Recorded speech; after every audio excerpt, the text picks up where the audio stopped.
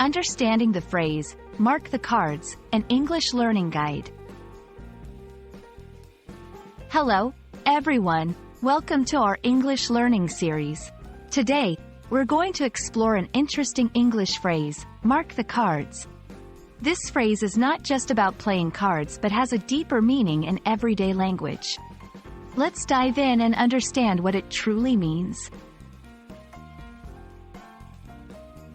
The phrase, mark the cards, originally comes from card games. It refers to the unethical practice of marking playing cards to identify them and gain an advantage in the game. However, over time, this phrase has evolved to have a broader meaning in everyday English. In modern usage, to mark the cards means to give someone an unfair advantage in a situation by providing them with secret information or hints. It's often used in contexts where someone is forewarned about something, giving them an edge over others.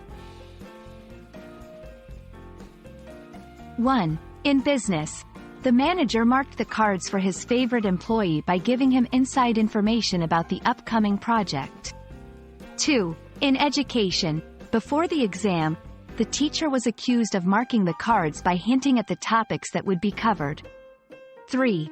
In personal life, he always seems to be one step ahead. I suspect someone is marking the cards for him.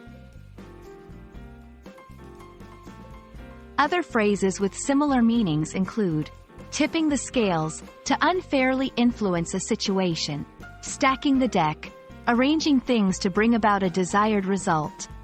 Insider trading, in finance, using confidential information for personal gain. When using mark the cards, remember it often implies unfairness or deceit. It's not typically used for situations where someone gains an advantage through hard work or honest means. I hope this video helps you understand the phrase, mark the cards, and how it's used in various contexts. Remember, language is not just about words, but also about the stories and meanings behind them. Happy learning, and see you in the next video.